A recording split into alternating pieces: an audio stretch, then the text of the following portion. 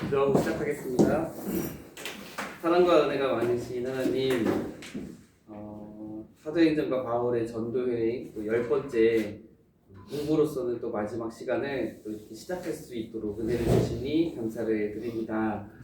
사도행전 이후에 바울의 행적에 대해서 그리고 성경의 시간을 또한 가지게 될 텐데 하나님께서 이 시간도 함께하여 주셔서 또 잘 배우게 하시고 또 깨닫게 하시고 다시금 되새길 수 있는 귀한 시간으로 채워지도록 성령님께서 붙들어 주시옵소서. 모든 것을 감사드리며 사랑이 많으신 예수 그리스도 이름으로 기도드립니다. 아멘. 네, 지도 그리기 먼저 시작하겠습니다. 오늘 지도 그리기가 이제 마지막입니다. 다음 시간에는 없습니다. 오늘이 지도 그리기 마지막 시간. 지도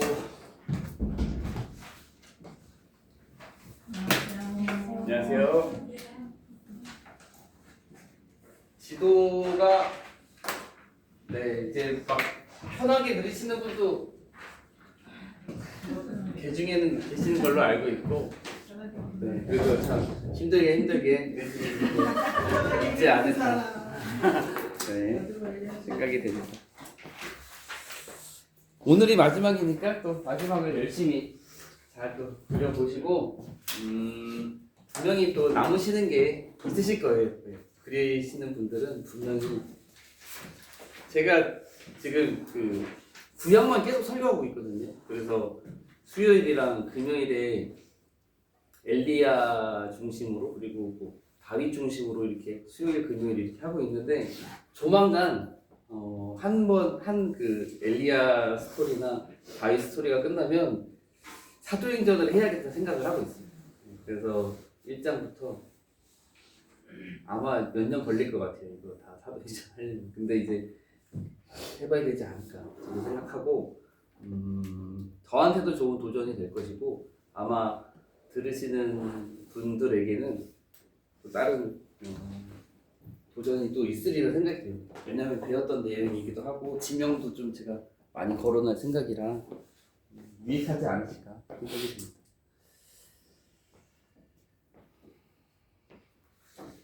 한 달에 한 번 금요일, 한 달에 한 번 수요일 이렇게 해서 사도행전 다 하려면 20년 걸립니다.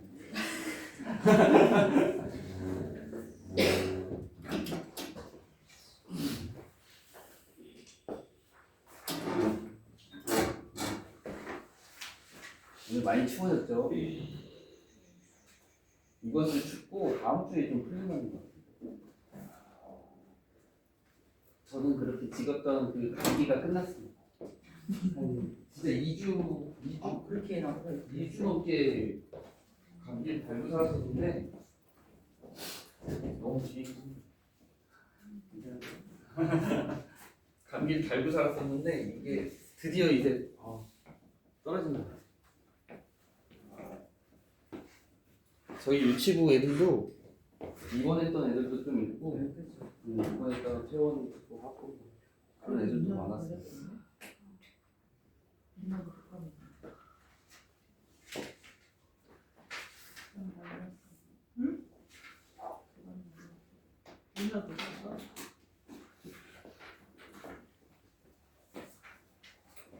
주일에 시은 음악회 보신 분도 계시죠? 시은 음악회 보신 분? 제 딸자라서 그런 했구나.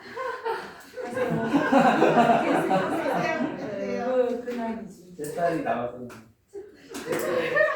여기 우리 이재 집사님 딸도 나왔고 제 딸도 나와가지고 보신 분만 아시는.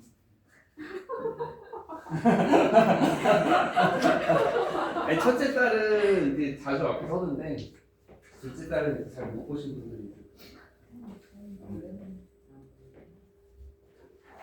저희 집은 우리 아기처럼 살았거든요. 너무 예쁘다.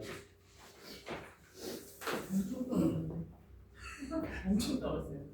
유진이요? 아 그래요? 거기 앞에서 엄청 떨었어요. 그래요?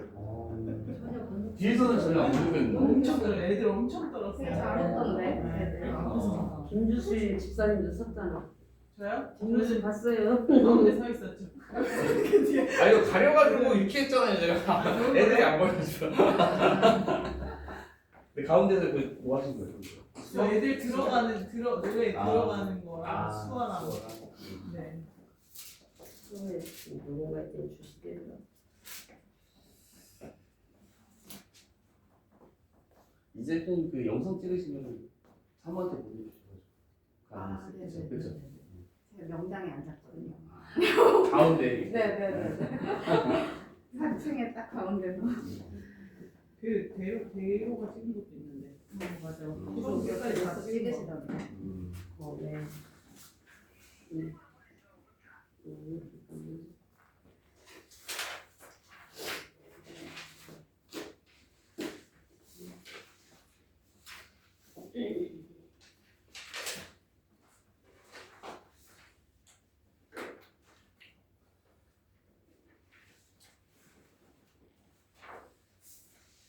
오늘 4, 3, 3, 9, 8. 공부를 잘 마무리 오늘 하겠습니다. 벌써 시작한 지가 엊그제 같은 벌써 시간이 이렇게 지나가서 있잖아. 10번 그냥 공부 찍어서 그래. 공부도 끝나네요. 참 시간이 가는구나.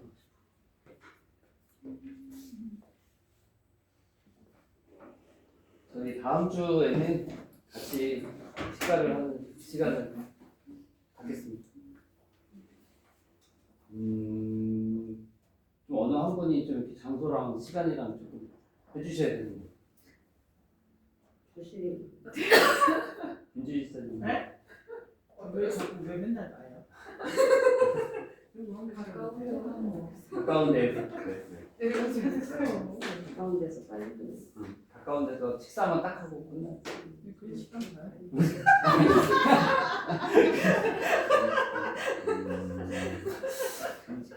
얘 떡골 이 영상 아닌 거야? 가까운 데 가자는데요. 가까운 데. 4, 3, 3, 8. 무드무드는 배불리 먹을 수 있는 거 그리고 이렇게 많은 사람들이 다 앉을 수가 없어서 천천히 생각해. 같이 알아봅시다. 시은의 며느리. 같이 한번 알아보시죠. 이번 주에 정신이 1도 없어 12월 너무 무섭게 나가네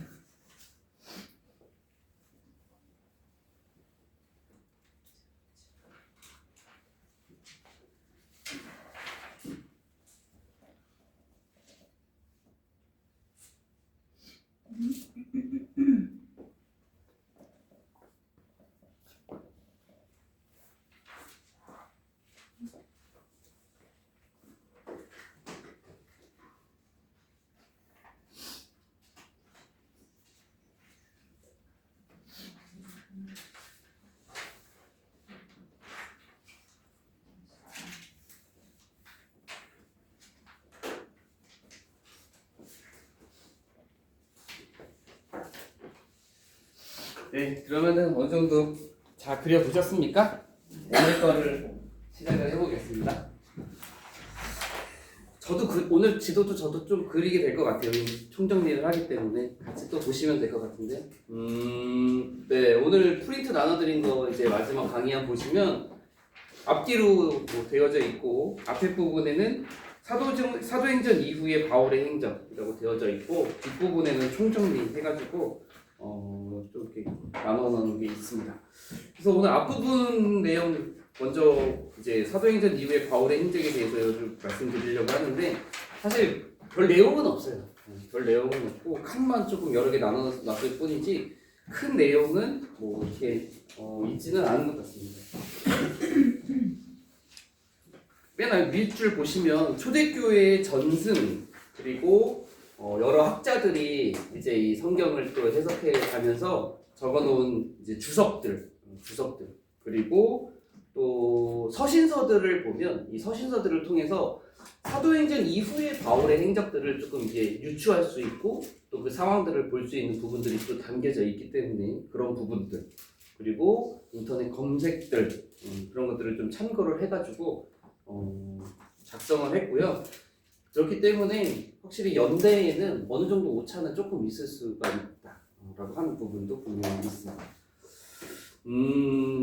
이제 이 사도행전 이후에 이 바울의 행적은 몇 가지로 좀 보게 되면은 그 맨 위에 있는 AD 61년부터 63년경은 여기는 크게 1차 투옥 기간이라고 생각하시면 되고 이 1차 투옥 기간이 바로 저희가 지난 시간에 배웠던 바울이 로마에 도착했고 그 로마에서 약 2년 동안 가택 연금되는 상황 그 부분을 바로 여기 1차 투옥 기간으로 정한 것입니다.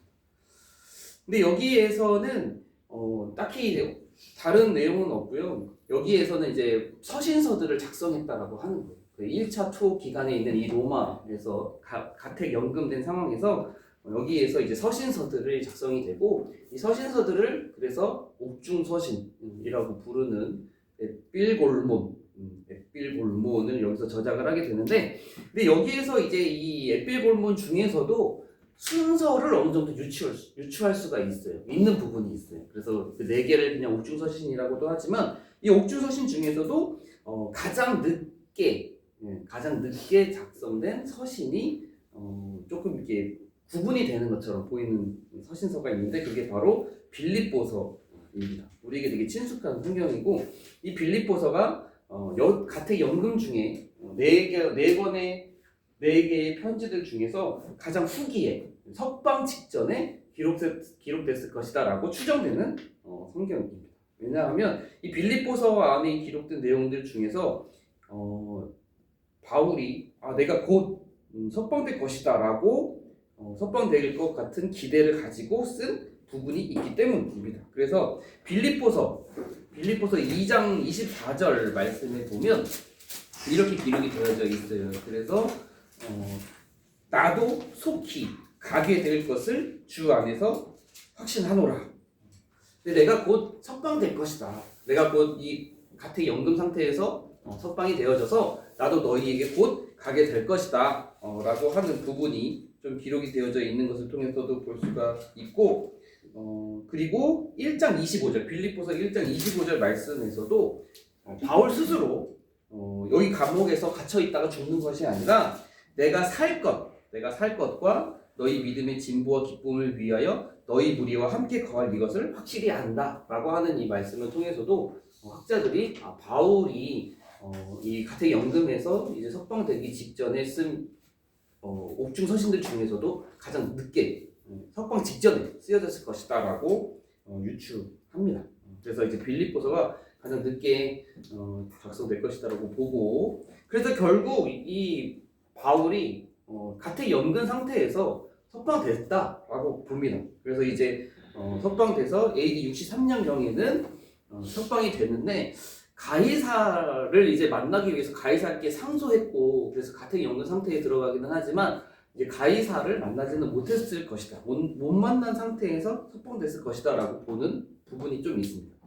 자, 그 다음에는 맨 마지막 부분에 66년부터 67년 여기를 먼저 좀 잠깐 보면 여기는 2차 투옥 상태예요. 투옥. 그래서 2차 투옥이 되는 66년과 67년 사이에 63년과 66년경에는 바울이 자유의 몸을 가지고 활동했을 것이다라고 보는 기간이 되는 것이고 근데 여기에서는 두 가지 의견이 있습니다. 이 63년과 66년경에 바울이 두 가지 추측을 해요. 학자들이. 그래서 첫 번째 추측은 뭐냐면 바울이 마게도냐와 아시아 지역에 거했을 것이다. 마게도냐와 아시아를 대충 아시죠? 이게 마게도냐와 그리고 여기 소아시아, 아시아 지역에 바울이 거했을 것이다라고 보는 학자들의 의견이 있어요. 그래서 꽤 길죠. 63년부터 66년경 동안 멀리는 가지 못하고 바울이 멀리는 가지 못하고 여기 주변 또는 그나마 이제 여기 그레데서 우리 지난 시간에 잠깐 나왔었죠. 그레데 섬에까지밖에 멀리 가지는 못하고 여기 안에 머물렀을 것이다 라고 보는 의견이 하나가 있고 또 하나는 뭐냐면 이 바울이 최종적으로 가고자 했던 곳이 있었잖아요. 그래서 3차 전도 여행 때도 내가 거기까지 가고 싶어 했는데 가지 못했고, 그리고 로마서를 쓰면서도 바울이 이 고린도 3차 전도 여행 때 고린도에서 로마서를 쓰면서도 내가 너희한테 그쪽까지 가기 위해서 로마 교회에 가고 로마에 가서 도움을 얻고 원조를 받아서 더 멀리까지 가고 싶어하는 바람이 바울에게는 있다라고 하는 부분을 제가 말씀드렸는데, 거기가 어디였냐면 스페인 서바나라고 하는 지역이었습니다. 그래서 이 바울의 간절한 바람이 성경에도 담겨져 있기 때문에 그 바울이 1차 투옥된 이후에는 서바나까지 갔을 수도 있다라고 하는 학자들의 의견이 있기는 해요. 있기는 한데 사실적으로 볼 때는 가지 못했을 것이다 라고 보는 의견이 더 많은 것처럼 보이기는 하더라고요. 만약에 바울이 서바나, 그러니까 스페인까지 갔다면 그 안에서의 여러 가지 활동들이나 기록들이나 그런 것들이 좀 많이 남겨져 있었을 텐데 그렇지가 않다는 거죠. 그렇지 않기 때문에 아마 그 바울은 서바나까지, 스페인까지 가고자 했지만 가지 못했을 것이다 라고 보는 의견이 조금 더 많이 있는 것 같습니다. 그래서 이 마게도냐와 아시아 그레데 지역을 돌아다니면서 그곳에서 복음 사역을 했을 것으로 보이고, 그 중에서도 63년과 65년 사이에는 디모데 전서를 이때 기록했으리라 봅니다. 근데 이 디모데 전서가 무슨 서신서, 무슨 편지냐면 디모데 전서, 디모데라고 하는 이름이 들어가는 것처럼 바울이 디모데에게 쓰는 편지거든요. 바울이 디모데에게 쓴 편지. 그런데 이 디모데는 지금 에베소에서 목회를 하고 있는 상황이에요. 그러니까 바울이 에베소에서 목회를 하고 있는 디모데에게 쓸 편지, 목회 지침, 어떻게 사역을 하고 어떻게 성도들을 돌보고 약물이를 가르쳐야 하는지에 대해서 쓴 내용이 담겨져 있는 디모데 전서를 이 시기에 기록했다고 봅니다. 그리고 64년부터 65년 경에는 디도서를 편지를 보내는 것으로 이제 그 연도를 그렇게 추정을 하는데, 디도서는 제가 지난 시간에 살짝 말씀드렸었어요. 그레데 섬 하면서 바울이 이제 그레데 섬으로 디도를 보내고, 그래서 디도가 여기에서 이제 목회를 하고 있게 되면서 바울이 디도에게 쓴 편지가 디도서다 말씀을 잠깐은 드렸었습니다. 그레데에서 사역하고 있는 디도에게 보내는 편지, 이게 이제 64년부터 65년경에 있었던 것으로 봅니다. 근데 사실 이 디도서가 어느 시기에 쓰였는가는 확실하게 막 정확하게 이 시기다라고 학자들이 추정하지는 못했었어요. 그런데 그 64년, 65년경으로 보는 이유가 뭐냐면, 가장 큰 이유가 뭐냐면 이 디도서의 분위기나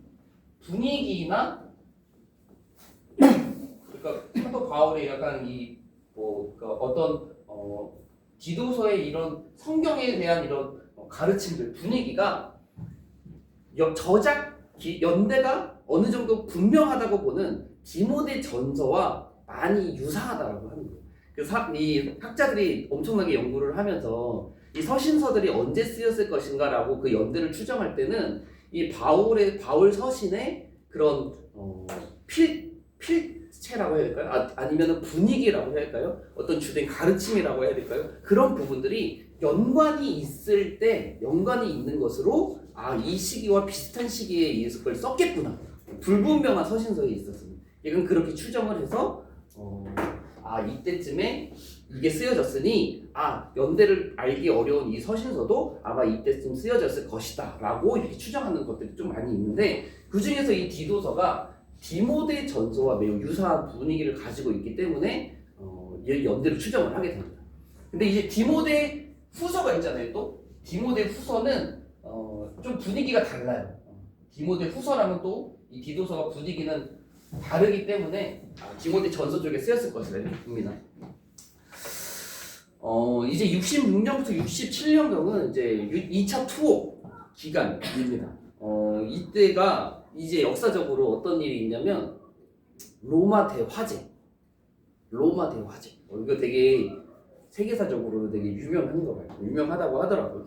그래가지고 연도도 정확해요. AD 64년 7월 19일 로마 대화재가 이때 나게 되는데, 이거를 네로 황제가 기독교인 탓으로 돌리고 그래서 기독교 지도자들을 잡으러 다니는, 체포하는 그런 일이 있었습니다. 이때 제가 좀 더 찾아보니까 로마를 14개 구역으로 이렇게 14개 구역으로 이렇게 막 14개 칸으로 이렇게 뭐 나눴으면 이 중에서 3개가 전소, 3개 구역이 전소되고 6개, 7개 구역이 상당 부분 소실될 정도로 엄청나게 큰 화재였다고 해요.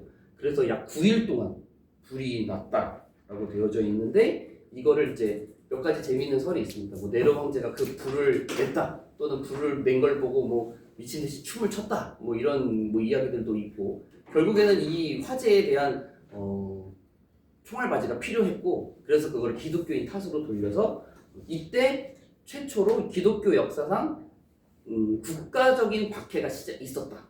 최초의 국가적 박해가 있었다라고 기독교 역사에서는 그렇게 봅니다. 그래서 이때 지도자들을 막 체포할 때 바울도 이제 잡힌 거예요. 바울도 잡혔고 그래서 67년경 죽기 직전 맨 마지막에 쓴 편지가 디모데 후서라고 하는 서신서. 그래서 바울의 맨 최후의 서신서이고 그래서 이 디모데 후서 내용을 보면 되게 이제 죽음을 앞두고 있는 바울의 이미지가 많이 그려져 있어요. 그래서 4장 디모데 후서 4장 6절 제가 읽어드리면 전제와 같이 내가 벌써 부어지고 나의 떠날 시각이 가까웠도다. 나의 떠날 시각이 가까워서 죽음을 앞두고 있는 모습이 그려지고 7절 8절도 나는 선한 싸움을 싸우고 나의 달려갈 길을 마치고 믿음을 지켰으니 이제 후로는 나를 위하여 의의 면류관이 예비되었으므로 주 곧 의로우신 재판장이 그날에 내게 주실 것이며 내게만 아니라 주의 나타나심을 사모하는 모든 자의 교도니라 라고 하는 이 말씀에서도 이제 죽음을 앞둔 이제 죽음을 직감한 이제 바울이 최종적으로 쓰는 서신서다 이렇게 보여집니다. 그래서 결국에 바울이 순교를 해요. 순교를 하는데 어떻게 죽느냐? 참수 목이 잘려서 죽게 됩니다. 그러니까 로마 시민권자였기 때문에 십자가형이나 화형을 당하지 않고 참수 당해서 죽었다라고 이렇게 전해져 있습니다. 근데 여기에서 이제 한 가지 재미는 건 아니죠. 죽는 이야기입니다. 근데 이때 베드로도 체포됐다라고 봐요. 베드로도 이때 체포됐다. 로마에서 체포됐는데 이제 이 성도들이 베드로를 피신시키기 위해서 이제 베드로를 이렇게 막 했다. 이제 잘 숨겨주고 로마 밖으로 탈출할 수 있도록 도왔는데 이거는 이제 유대 전승입니다. 도왔는데 이 베드로가 도망가다가 환상 중에 예수님을 만났다는 이야기가 있어요.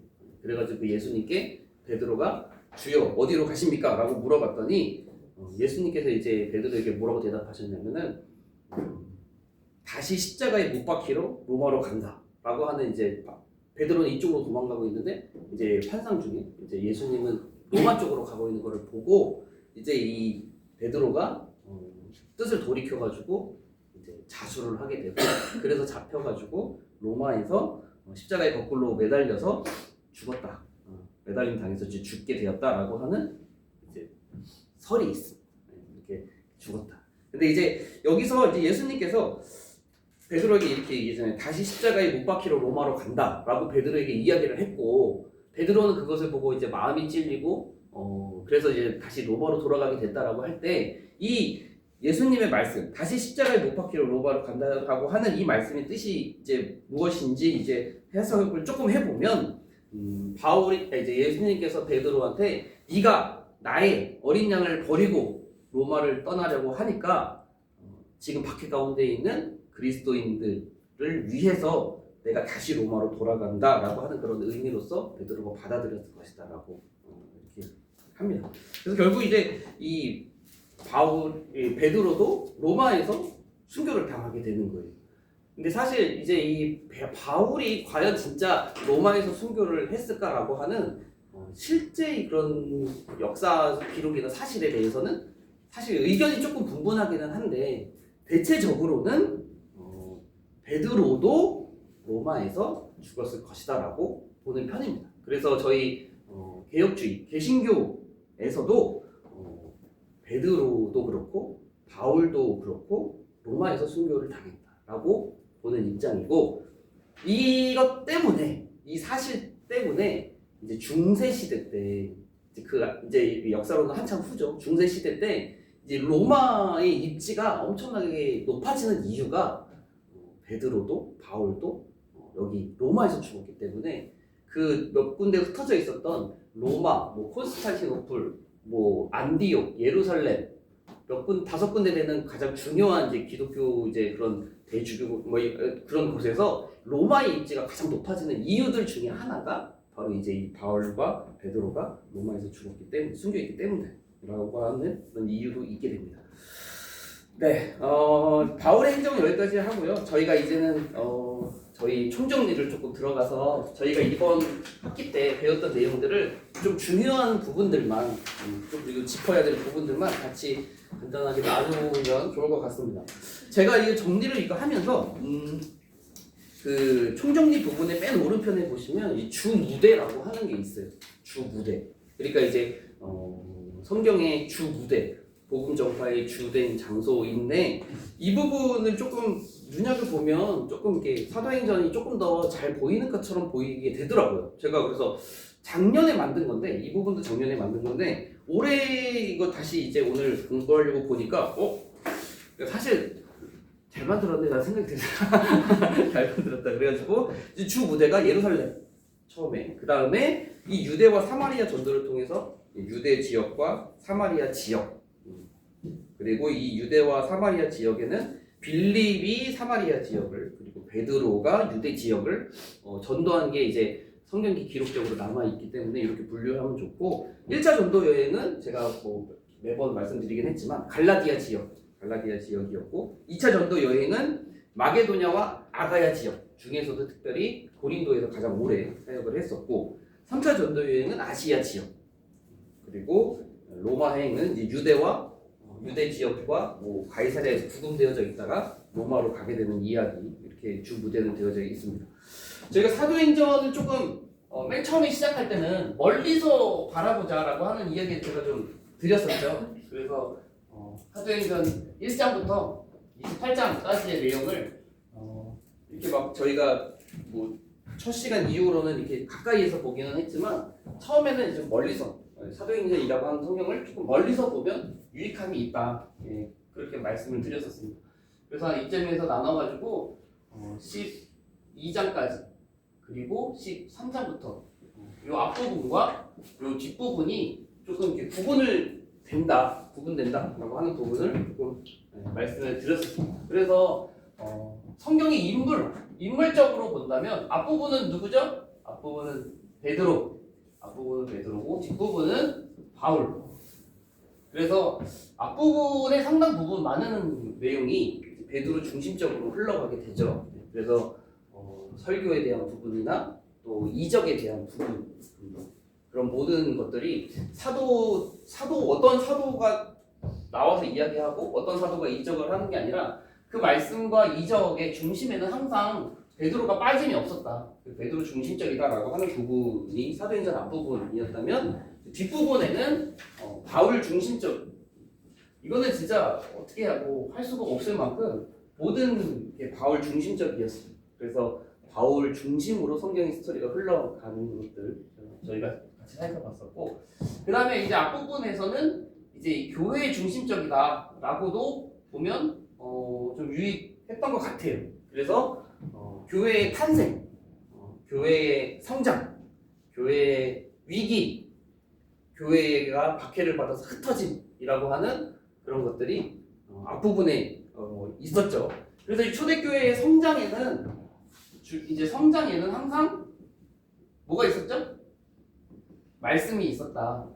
그래서 오순절 성령 충만을 받은 사도들과 120명의 문도들 그리고 그때 이제 베드로가 말씀을 전할 때 이제 3,000명 회심이 있었고 그 다음에 성전 미문의 안전뱅이를 고칠 때 고치고 나서 이적 후에 이제 사람들에게 붙들려고 가지고 솔로몬의 행각에 가서 말씀을 전했을 때 이때도 5,000명 뭐 이렇게 하면서 큰 중간중간에 이렇게 초대교회로 오는 성도들은 분명히 있었겠지만 성경에 기록된 큰 이제 성장의 때에는 항상 말씀이 있었다라고 하는 부분을 조금 말씀을 드렸었던 것 같습니다. 위기는 크게 두 가지로 볼 수 있을 것 같아요. 이제 뭐 흩어짐, 이게 두 번째는 흩어지게 되는 거였죠. 그래서 스데반의 일로 이제 큰 핍박을 받아가지고 초대교회가 이제 뿔뿔이 흩어지게 되는 거의 두 번째라면, 첫 번째는 위기는 뭐였죠? 이게 두 번째 요거 전에 하나 더 넣을까요? 그러면 첫 번째는 대답 안 해줄까요? 이거는 이제 아나니아와 삽비라에 대한 거였습니다. 그래서 초대교회 성도들이 자기의 것을 자기 것이라 하지 않고 이렇게 다 나눠주고 필요에 따라 공급할 때 이제 아나니아와 삽비라의 사건이 있었고, 그 다음에는 이제 초대교회가 더 많아지고 성장하게 되니까 이제 이 사도들이 다 돌볼 수가 없었잖아요. 그래서 어떤 문제가 생겼어요? 헬라파 과부들이 이제 매일의 구제에서 빠지게 되는 일이 발생을 하게 되니까 그런 불평과 원망이 조금 있었죠. 그래서 이제 일곱 집사로 이야기로 넘어가게 되는 것들. 그래서 이제 세 번째로는 이제 스데반의 일로 결국에는 이제 초대교회가 흩어지게 되는 것들로 앞부분이 이렇게 되어져 있고, 그 다음에 이제 유대와 사마리아로 이제 무대가 조금 넓어지게 됩니다. 그러니까 이게 사도행전 1장 8절의 말씀. 그래서 너희가 오직 성령이 너희에게 임하시면 예루살렘과 온 유대와 사마리아와 땅끝까지 이르러 내 증인이 되리라라고 하신 그 말씀이 성취되어는 과정으로 여기 주무대를 조금 보시면 좋겠다는 말씀이었던 것 같아요. 그래서 이 주무대가 이제 확장되는 거예요. 예루살렘 안에만 있었던 그 복음이 이제 유대와 사마리아로 확장되는 게 나오게 되는데, 먼저 사마리아 쪽에 나왔었습니다. 빌립. 그래서 일곱 집사 중에 한 명이었던 빌립이 사마리아로 가잖아요. 그래서 사마리아는 유대 사람들과 아주 원수 같은, 서로 정말 싫어하는 상극인 그런 지역이었는데, 빌립이 사마리아에 가서 복음을 전합니다. 먼저 그 복음은 예수님께서 복음의 문을 열어셨고, 이제 빌립이 가서 사마리아의 복음의 문을 활짝 열게 되는데, 여기에서 이제 사마리아 성의 사람들이 복음을 다 받잖아요. 그리고 그 성에 뭐가 있었다고 했죠? 두 글자, 큰 기쁨이 있었다라고 말씀하고, 사마리아가 복음을 받았다, 그 성에 큰 기쁨이 있었다라는 소식이 예루살렘에도 들리게 되자 예루살렘에 있는 사도 베드로와 요한이 올라가서 그것이 진짜인지 확인하는 일도 있었고, 그때 이제 복음을 대적하는 사람이 하나 있었죠. 유대인 마술사 시몬이라고 하는 사람이었습니다. 그래서 그가 빌립을 따라다니지만 내가 안수하는, 이제 이 베드로와 요한이 사람들에게 안수했을 때 성령 받는 것을 보고 마술사 시몬이 자기도 안수하는 사람에게 성령 받기를 해달라, 이런 잘못된 이야기도 하는 것도 잠깐 내용이 있었죠.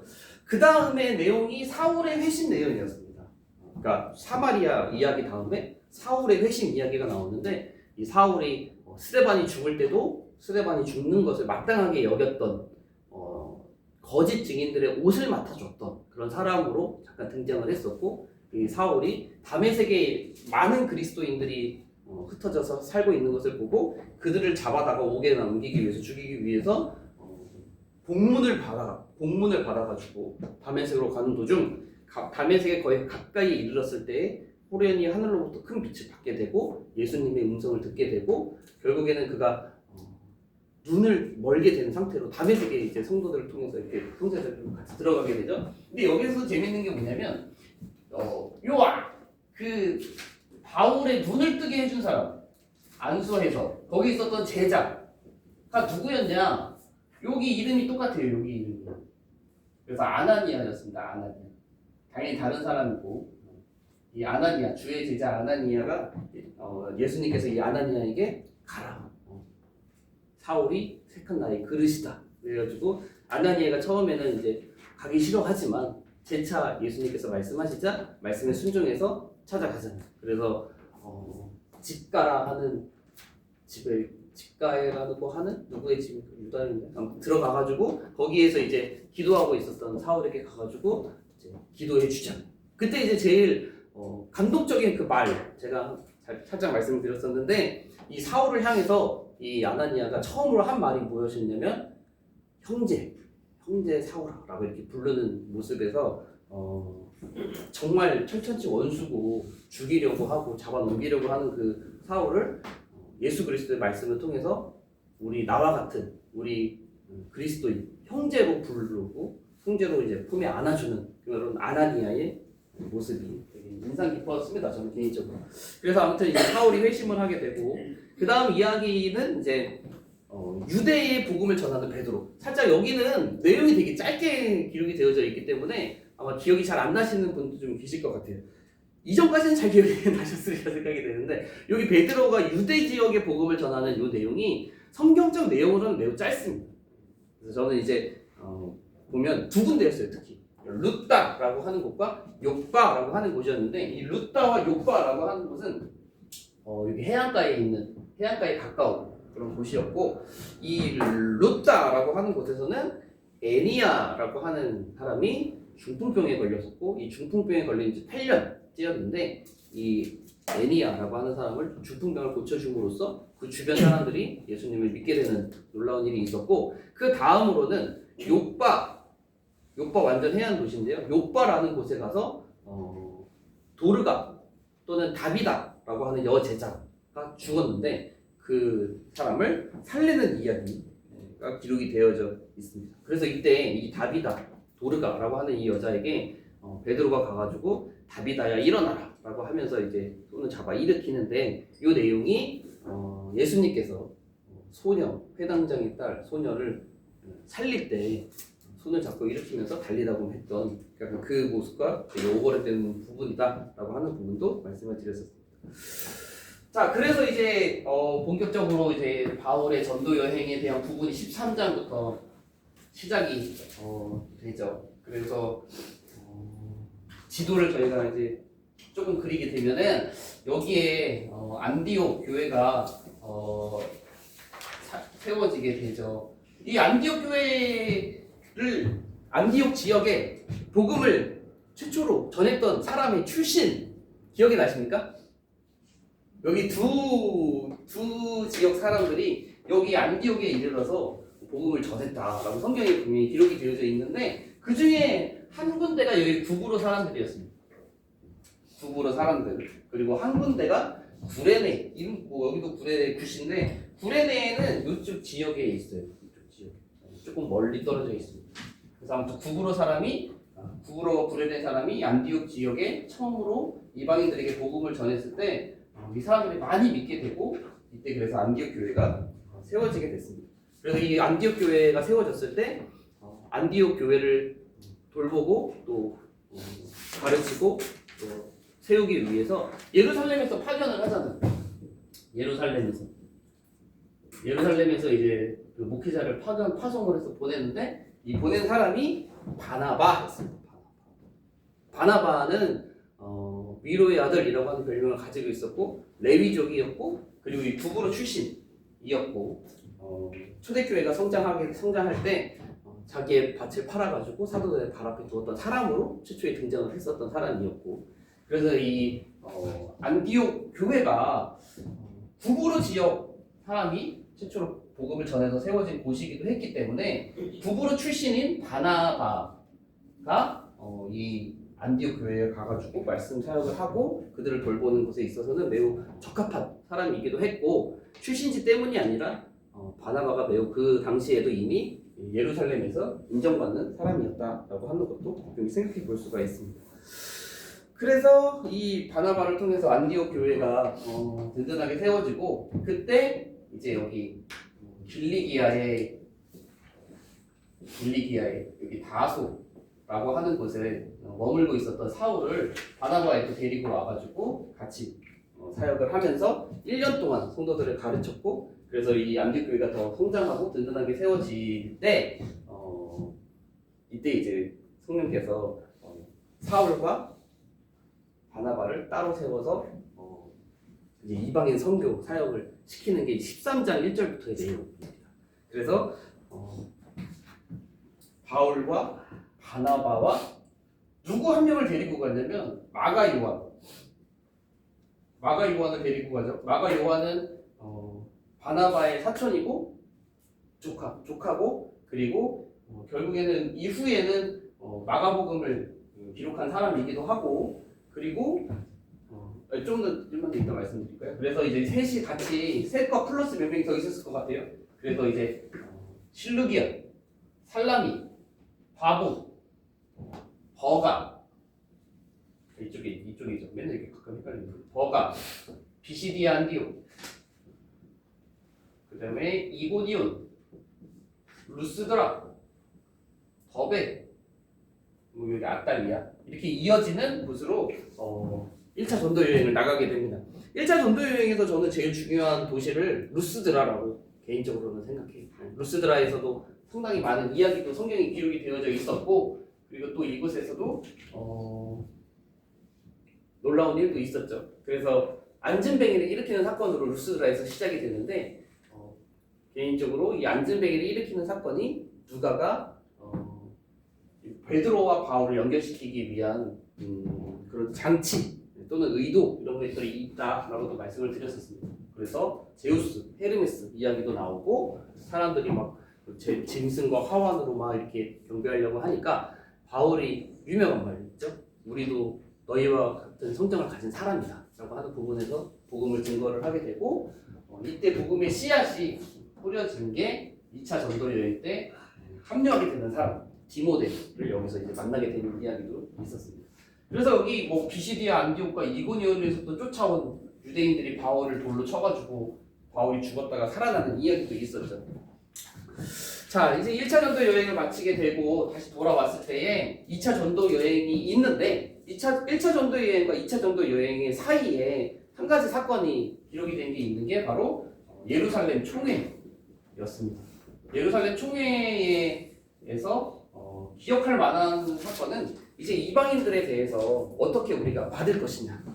이미 이전에도 이방인들이 우리 기독교인으로 이방인에게도 성령을 주셨다. 이방인에게도 구원이 있다라고 하는 것이 이 베드로와 백부장 고넬료의 사건을 통해서도 이미 교회가 어느 정도 인정하고는 있었으나 그들에 대한 구체적이고 명확한 그런 지침, 성도로 받는다라고 하는 부분에 있어서는 아직 정해지지 않은 상태였던 것으로 보여요. 근데 이제 이 예루살렘 총회를 통해서 그 부분이 명확하게 제시가 되죠. 그래서 피, 또 목매어 죽인 것, 할례를 하지 않아도 된다, 우상을 멀리하는 것, 이런 것들, 은행이 피하라라고 하는 몇 가지 제원들을 통해서 이제 이방인들도 우리 그리스도인들, 유대인처럼 이제 예수 그리스도를 믿는 믿음 안에 한 형제다라고 하는 부분들을 분명하게 정하는 것이 예루살렘 총회에서 결정이 되고 중요할 만한 기억할 만한 인물 중에 하나는 여기서 이제 야고보라고 하는 사람이 등장하게 되는데 예수님의 형제 야고보이고 이 야고보를 바울이 기둥과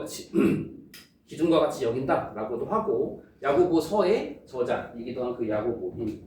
그래서 2차 전도 여행을 결국에는 시작하게 될 때 이 마가 요한에 대한 문제로 바울과 바나바가 다투죠. 그래서 왜냐하면 마가 요한이 여기 밤빌리아의 버가에 이르렀을 때 다시 예루살렘으로 1차 전도 여행 돌아갔기 때문이었습니다. 여러 가지 이유와 상황들을 살펴볼 수 있지만 바울의 입장은 또 마가 요한을 데리고 가는 것은 좋지 않다. 다시 돌아갈 것이다 라고 하는 입장이었고 바나바는 이번에는 잘할 수 있다. 이번에는 기회 끝까지 마칠 수 있다 라고 하는 그 믿음. 그래서 결국 바울과 바나바가 의견이 되기 때문에 다퉜고 그래서 바나바는 마가 요한을 데리고 구부로로 바울은 실라를 택해서 갈라디아 지역으로 이제 선교 여행을 떠나게 되면서 바나바의 이야기, 마가 요한의 이야기는 이제 나오지 않고 바울 중심적으로 선교 여행이 시작이 됩니다.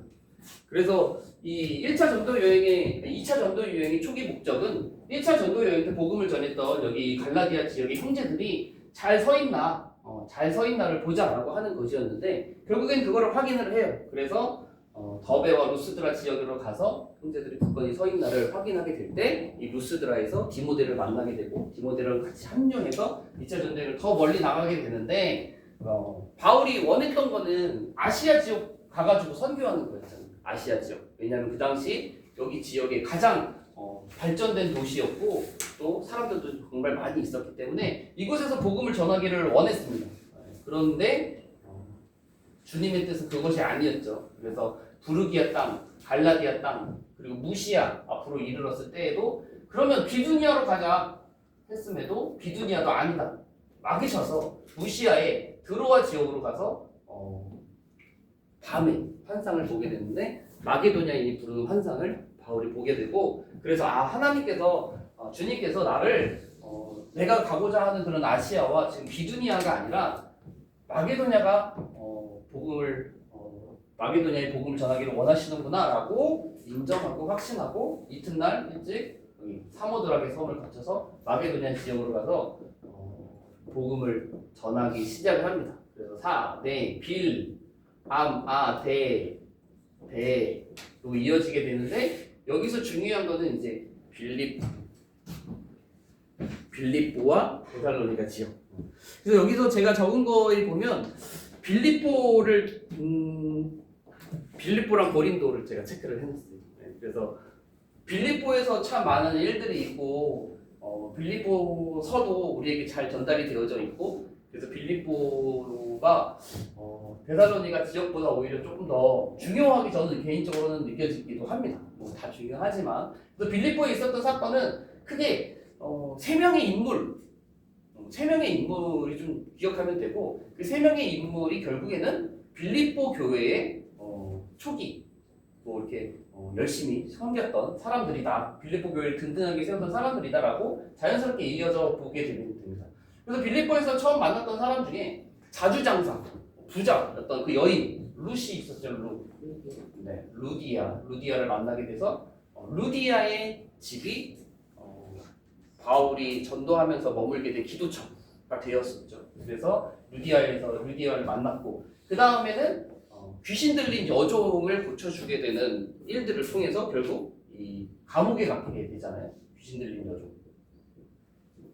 그래서 감옥에 갇혔다가 정말 얻어맞고 피 흘리고 기절했다가 한밤중에 깨어나자마자 찬송을 기도했을 때 놀라운 일이 일어나게 되죠. 지진. 그래서 간수가 죄수들이 도망한 걸 보고 이제 나도 죽을까 하여 이제 결국에는 그런 고통을 받게 되니까 자결하려고 할 때 바울이 만류하게 되잖아요. 그래서 구원을 어떻게 하면 얻을 수 있습니까? 했더니 주 예수를 믿으라. 그리하면 너와 네 집이 구원을 얻으리라라고 하는 말씀이 여기서 나오게 되는 거고 간수가 이제 바울과 실라를 데려다가 씻겨주고 그와 그의 집안이 다 복음을 듣고 세례를 받는 일이 있었습니다. 그래서 이 빌립보 지역에서는 이 루디아 귀신 들린 여종 결국엔 치유되잖아요. 그리고 이제 간수 아마 이 세 명이 빌립보 교회를 이제 세우는 귀한 인물들로 있었을 것이다라고 보게 됩니다. 데살로니가에서도 몇 가지 사건은 있기는 했었고 그 다음에가 이제 고린도. 그래서 2차 전도 여행에서는 이 마게도냐와 아가야 지역인데 그 중에서도 가장 주요 도시라고 하자면 그래도 고린도예요. 그리고 왜냐면 고린도에서 매우 오랜 기간 머물렀었고 사실 성경적인 내용은 오히려 빌립보서가 더 드라마틱하고 더 환상적인 내용이기는 하지만 그럼에도 불구하고 가장 주요 도시는 고린도라고 보는 게 맞습니다. 제가 보기에는. 그래서 이제 고린도에서는 1년 6개월 동안 머물렀고 매우 귀한 동역자 바울을 끝까지 같이 돕고 같이 사역하고 같이 직업도 같았던 여기 조력자 되게 귀한 조력자를 여기서 만나죠. 그래서 브리스길라와 아굴라를 여기서 만나게 되고 그리고 첨각 만드는 일 여기서 이제 잠깐 나오게 되고 그리고 또 이곳에서 디도 유스도라고 하는 집이 기도처가 되는데 디도 유스도의 집은 회당과 가까웠고 회당장 그리스보라고 하는 사람이 회심하게 돼가지고 그 일로 인해서 고린도 지역의 많은 유대인들이 주를 믿게 되는 놀라운 일도 일어나게 되었다. 그리고 몇 번 제가 이제 3차 전도 여행 때나 이제 나중에 투옥됐을 때 이 예루살렘에 투옥됐을 때도 말씀을 드렸지만 총독이 바뀌는 일이 있잖아요. 갈리오라고 하는 사람이 총독으로 바뀌면서 유대인들이 그러면 이제 총독이 우리에게 되게 잘해줄 거야. 환심을 사기 위해서 유대인들에게 우리의 말을 잘 들어줄 거야 라고 한 기대로 바울을 이제 고소하게 되지만 그냥 해산시키게 되는 총독이 너희 법, 너희 율법에 대한 거는 너희끼리 알아서 해라라고 하면 이제 해산시키게 되는 일도 이 안에 있었고. 그래서 고린도를 지나서 이제 겐그레아 지나서 뭐 이 에베소에 잠깐 들릅니다. 그래서 이곳에서 이제 브리스길라와 아굴라를 두고 하나님의 뜻이면 다시 너희에게 오리라라고 하는 말을 남기고 이제 2차 전도 여행을 마치게 됩니다. 자, 2차 전도 여행을 마친 다음에 이제 3차 전도 여행이 시작이 되는데 이 3차 전도 여행은 직방으로 바울이 2차 전도 여행 때 가고자 있었던 아시아로 바로 이렇게 거의 그냥 직방으로 들어가게 되죠. 그래서 이 아시아의 에베소라고 하는 도시에서 2년 6개월 뭐 평균이라는 말이 좀 이상하고 대체적으로는 3년이라고 이야기하는 매우 긴 시간 동안 이 아시아의 에베소에서 복음을 전하게 됩니다. 그래서 제가 숫자로 외우면 좋다 막 하면서 12, 3, 2, 손, 7, 5, 대열에 합류하시겠어요? 숫자 외우는 걸로. 아무튼 그래서 그렇게 외우면 저는 머리에 쏙 들어오더라고요. 2, 네. 3, 그렇습니다. 12, 3, 2, 손, 7, 5대 이렇게 외워가지고 그 일들을 정리를 했었죠. 12, 3, 2, 손, 7, 5. 네. 그래서 제가 몇 번 말씀드렸으니까 이렇게까지만 하고 넘어가겠습니다. 근데 이 3차 전도 여행은 주된 도시가 이 에베소이기도 하고 나머지에서는요 그다지 큰 사건들이 사도행전 내에서는 기록이 되어져 있지 않습니다. 그래서 이 에베소에 있다가 마게도냐 지역을 지나 아가야 헬라 지역을 지나 빌립보에 갔다가 드로아에 갔다가 유두고 청년이 죽었다가 살아나는 이야기 하면서 이게 섬들 거쳐가지고 다시 돌아가게 되잖아요. 그래서 이 3차 전도 여행에서는 주된 주된 지역은 에베소 그리고 또 그나마 하자면 드로아에서의 유두고의 이야기. 유두고의 말씀은 되게 사모하는 청년이었잖아요. 그렇죠? 근데 이 성경의 사도행전 내에서는 이 부분들이 이렇게밖에 기록이 되어져 있지 않지만 그럼에도 불구하고 이 3차 전도 여행 때 서신서들은 상당히 많은 부분 쓰여졌다라고 하는 부분이에요. 그래서 에베소에 있을 때 고린도 전서를 썼고 여기 마게도냐와 헬라 지역을 지날 때 이 마게도냐 지역에서 고후와 갈라디아서를 썼고 이 헬라 지역에 특별히 고린도 지역에 머물면서 로마서를 썼다라고 하는 부분은 성경을 많이 이때 당시에 주옥과도 같은 성경들이 많이 쓰여졌다라고 하는 부분. 그래서 이제 이 예루살렘으로 가기 직전에 가이사랴라고 하는 곳에서는 되게 오래전에 활동을 활약을 했던 곳으로 기록이 된 이 빌립 집사의 집에 들어가게 되죠. 그래서 이 빌립 집사의 집을 들어감을 통해서 이 빌립 집사가 성경에서도 증거하고 있는 바 20여 년이 지난 이 시점에서도 여전히 전도자로서 여전히 집사로서 사명을 감당하고 있었다라고 하는 것도 증거가 됐었고 처녀로 내 딸이 있었다라고 하는 부분도 말씀을 드렸었고 이때 예전에 이제 이 예언 사역을 했었던 아가보라고 하는 선지자가 이 바울이 머물고 있었던 빌립 집사의 집에 찾아와서 한 가지 또 예언을 하게 되는 내용. 그 다음에는 이제 예루살렘에 도착했을 때는 매우 일찌감치 체포가 됩니다. 그래서 엄청나게 이제 반복적으로 바울이 변명하는 이야기, 했던 말 또 하는 느낌이 들기는 하지만 그런 상황들은 되게 나름대로 이제 재미가 있는 상황들이 또 있었어요. 그래서 바울을 죽이려고 하는 2번의 암살 기도도 있었죠. 40명이 내가 바울을 죽이기 전에는 먹지도 마시지도 않겠다라고 결의한 사람들도 있었고 결국엔 그게 발각이 되기는 하지만 그 다음에는 맨 좀 후반부에 가이사랴에 구금되어 있을 때 이제 예루살렘으로 옮겨달라라고 하는 그 요청 그 속에서는 바울을 그 오는 길에서 죽이려고 하는 그런 의도가 있었다라고도 성경에 기록이 되어져 있었습니다. 많은 사람들 앞에서 변론을 하죠. 끊임없이 이 예루살렘의 이 대제사장이 계속해서 막 고소를 하잖아요. 벨릭스 때도 그렇고 베스도 때도 그렇고 계속해서 뭐 변호사 더둘로를 데리고 가기도 하고. 근데 여기서 또 한 가지 뭐 재밌는 거 말씀드리자면 여기서도 이때 당시에 바울을 고소했던 대제사장이 이름이 뭐냐? 세 번째 나온 사람입니다. 그리고 정리하면서도 두 번 나왔었던 사람. 아시 기억나세요? 아나니아. 그래서 이 성경에 아나니아가 3명 나오는데 맨 처음 아나니아는 밭을 판 것에 대한 일부를 숨긴 그 아나니아가 처음에 나오고 두 번째는 사울의 눈을 뜨게 한 그 예수님의 말씀을 들은 주의 제자 아나니아가 등장하는 것이고 사도행전 후반부에는 그때 당시에 대제사장의 이름 바울을 끊임없이 고소하는 대제사장의 이름이 아나니아예요. 그래서 3명의 아나니아가 사도행전에 등장하는데 전혀 다른 사람들이고 그래서 아나니아가 그 당시에 되게 흔한 이름이었구나 라고도 생각해 볼 수가 있습니다.